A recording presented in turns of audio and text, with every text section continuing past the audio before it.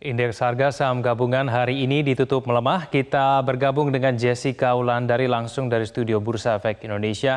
Jessica, sentimen apa saja yang mempengaruhi pergerakan IHSG hari ini? Bagaimana dengan nilai tukar rupiah dan harga komoditas?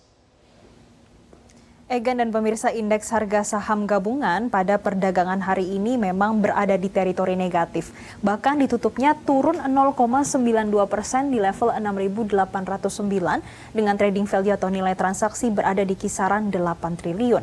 Memang untuk pergerakan indeks harga saham gabungan ini dipengaruhi para investor yang masih wait and see pada hasil risalah FOMC meeting di bulan Februari ini yang akan dirilis nanti malam. Dan saat ini memang posisinya para investor sudah mempricing dan kami ini juga memantau dari FedWatch CME Group kalau investor memprediksi ke depannya The Fed akan menaikkan suku bunga acuan sebesar 50 basis poin.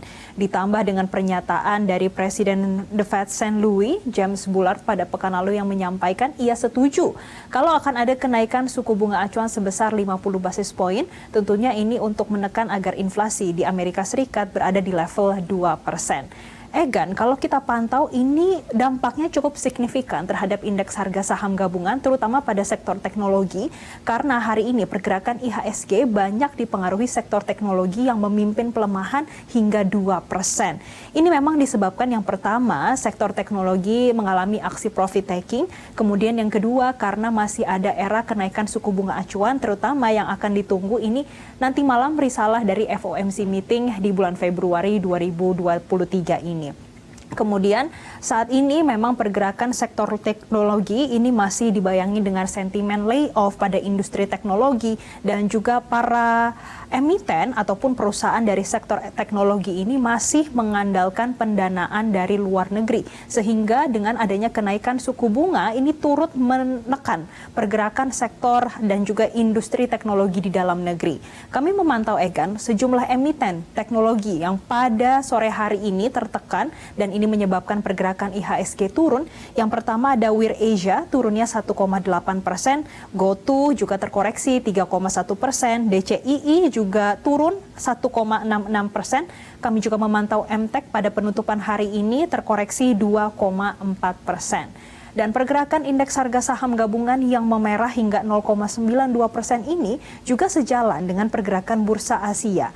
Yang pada sore hari ini kami pantau untuk pergerakan Nikkei Jepang melemah 1,34%, Hang Seng juga turun 0,49%, padahal tadi sempat menguat cukup signifikan setelah ada rilis kalau ada rebound untuk pertumbuhan ekonomi di Hong Kong berada di level 3,5 hingga 5,5% sepanjang tahun 2023 dan ada juga Straits Times Singapura yang terkoreksi 0,34%. Untuk bursa regional atau kawasan, ini tidak hanya dipengaruhi investor yang wait and see pada risalah The Fed yang nanti malam akan dirilis. Namun, para investor juga mempertimbangkan interest rate yang berada di New Zealand karena baru saja Reserve Bank of New Zealand menaikkan suku bunga acuannya sebesar 50 basis poin menjadi 4,75% dan ini merupakan yang tertinggi dalam 14 tahun terakhir. Dengan adanya sentimen tadi, pergerakan indeks harga saham gabungan pun besok diprediksi masih akan bergerak melemah, setidaknya akan ada di rentang 6.826 hingga 6.932. Dan hal yang sama juga terjadi pada pergerakan nilai tukar rupiah. Kami pantau untuk pergerakan nilai tukar rupiah pada penutupan perdagangan hari ini masih terkoreksi dan posisinya masih berada di level 15.201 atau penurunannya 0,11%. Memang ini masih menunggu risalah The Fed yang akan dirilis nanti malam, terutama mempertimbangkan adanya data perekonomian di Amerika Serikat yang dirilis pada pekan lalu masih dinilai cukup signifikan penguatannya. Yang pertama dari inflasi di Amerika Serikat yang masih terpantau ini di level 6,4% secara tahunan pada bulan Januari 2023. Ini masih di atas ekspektasi pasar berada di level 6,2%. Kemudian yang kedua ada indeks harga produsen di Amerika Serikat yang secara mantuman atau secara bulanannya pada bulan Januari berada di level Maksud kami naik 0,7%, padahal di Desember sudah ada penurunan di level 0,5% secara bulanannya. Dan yang ketiga, ada data ketenaga kerjaan di Amerika Serikat pada pekan yang berakhir di tanggal 11 Februari 2023, penurunannya belum secara signifikan. Masih berada di level 194.000 jobless claim atau klaim pengangguran, yang mana pekan sebelumnya berada di level 195.000 jobless claim. Dan ini membuat para investor berpikiran kalau The Fed ke depannya, terutama pada bulan Maret 2023, akan lebih agresif, yaitu dengan menaikkan suku bunga acuan sebesar 50 basis poin.